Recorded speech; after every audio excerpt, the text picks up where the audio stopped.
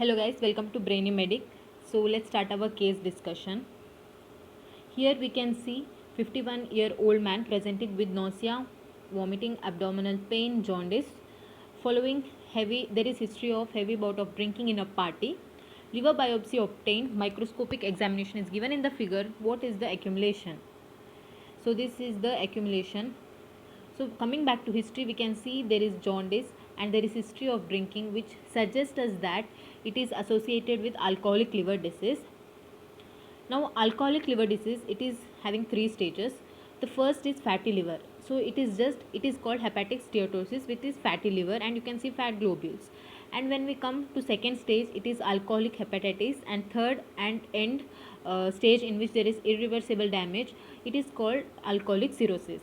So now the accumulation of this body is in the second stage, so in which the damage can be reversible, that is it is alcoholic hepatitis. And remember, the most important marker is AST, not ALT. Basically in alcoholic liver disease there is damage to mitochondria, so mitochondria is having lot of AST. Remember, it is not ALT is seen in other hepatitis like viral hepatitis or any other problem, but AST is seen mainly in alcoholic liver disease. How to remember this?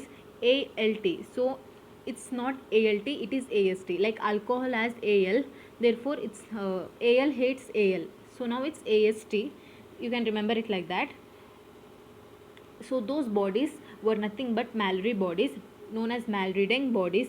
It is intracytoplasmic eosinophilic inclusion, mainly seen because of damaged intermediate filament, that is cytokeratin 8 and 8 or 18.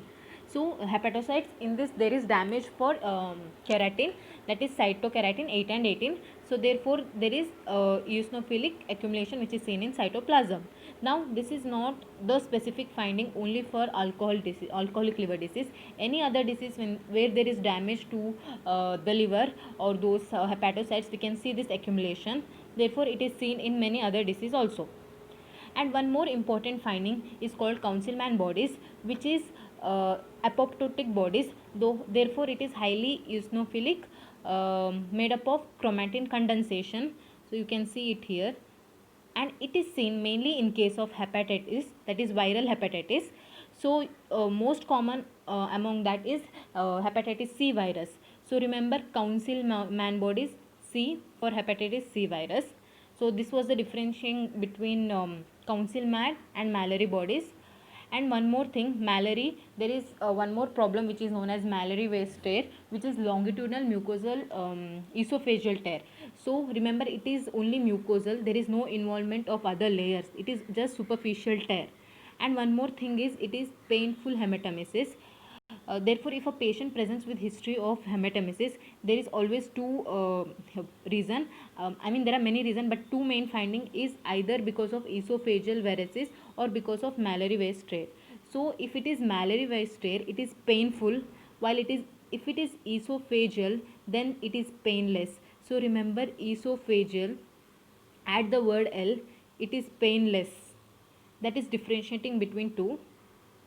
And this is the example where you can see Mallory-Denk bodies. As I told, it is not specific only for alcoholic liver disease. Councilman bodies, hepatitis C. That's it. Thank you.